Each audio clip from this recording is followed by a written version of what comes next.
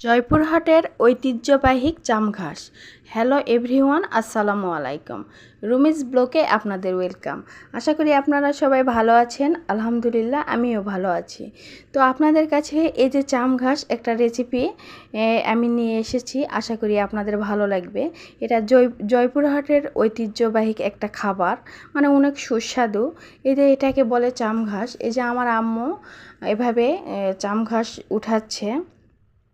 তো এই যে উঠা হয়ে গিয়েছে, আমি কিভাবে কাটাকাটি করি এটা আমি আপনাদেরকে দেখাবো। এই যে এখানে কাঁঠালের বিচি নিয়েছি, আলু নিয়েছি, জামঘাস কুচি করে নিয়েছি। তো এই যে কাঁঠালের বিচিগুলো এই যে সুন্দর করে ছিলে কেটে নিয়েছি, আলুও কেটে নিয়েছি। তার সঙ্গে গরুর মাংস দিব এখানে। তো এখন যেটা করব সেটা কাঁচামরিচ ফালি করে নেব, পেঁয়াজ রসুন এগুলো সব কিছু সুন্দর করে কেটে নেব।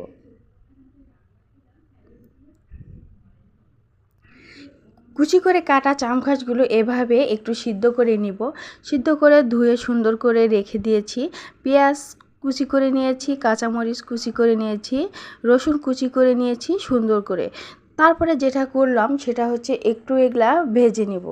নিয়ে এখানে পরিমাণ মতো সব ধরনের মশলা দিয়ে দিব।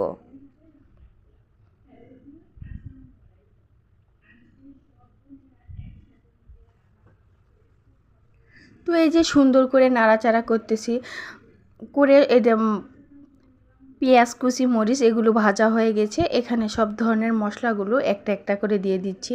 যেভাবে স্বাভাবিক যে মশলাগুলো দেয় সেভাবে দিয়ে দিচ্ছি। লবণ, হলুদ, গুঁড়া মরিচ, জিরার গুঁড়া, ধনিয়ার গুঁড়া, আদা রসুন বাটা, আস্তা একটু এলাচ, কালো এলাচ, সাদা এলাচ, দারচিনি, তেজপাতা এগুলো সব দিয়ে দিচ্ছি। দিয়ে এই যে কেটে রাখা আলু, কাঁঠালের বিচিগুলো দিয়ে দিলাম, দিয়ে একটু পানি দিয়ে দিলাম। এটা দিয়ে এখন ঢেকে দিব।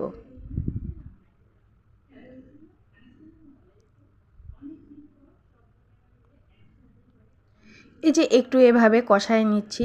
আর সিদ্ধ করে নিয়েছি জামঘাস, তো এগুলো এরই মধ্যে দিয়ে দিব। এই যে জামঘাসগুলো এখানে দিয়ে দিচ্ছি, দিয়ে সুন্দর করে একটু নেড়ে চেড়ে নিব। আর গরুর মাংস রান্না করে রেখে দিয়েছি। এই রান্নাটা গরুর মাংস দিয়ে খাইলে অনেক মজা লাগে। এই যে আমি গরুর মাংসগুলো রান্না করে রেখে দিয়েছিলাম, সেগুলো এরই মধ্যে দিয়ে দিচ্ছি। দিয়ে সুন্দর করে কষায় নিব। কিন্তু আর বেশি এখানে পানি দিব না, তবে ভাজা ভাজা করে রান্নাটা করব। এই যে গরুর মাংসের তেল বের হয়ে গেছে, আপনারা দেখতে পাচ্ছেন। আসলে আমি অনেক দিন পরে আবার স্টার্ট করলাম, সকলের ভালোবাসায় আর সকলের রিকোয়েস্টে আবার শুরু করতেছি। আশা করি আপনারা আমার পাশে থাকবেন। আপনারা যদি আমার পাশে থাকেন আসলে আমাকে ভালো লাগবে। তো এই যে প্রায় রান্না হয়ে যাচ্ছে। আর ফেসবুক থেকেও অনেক আমাকে রিকোয়েস্ট করতেছে, স্টার সেটআপ আসছে। তারপরে মনে হলো যে না, আমি কাজটা স্টার্ট করি। তো যাই হোক, আবার স্টার্ট শুরু করে দিয়েছি। আশা করি আপনাদের ভালো লাগবে। তো আপনাদের যদি ভালো লেগে থাকে প্লিজ লাইক, কমেন্ট, সাবস্ক্রাইব করবেন। ভালো থাকবেন, সুস্থ থাকবেন। আল্লাহ হাফেজ।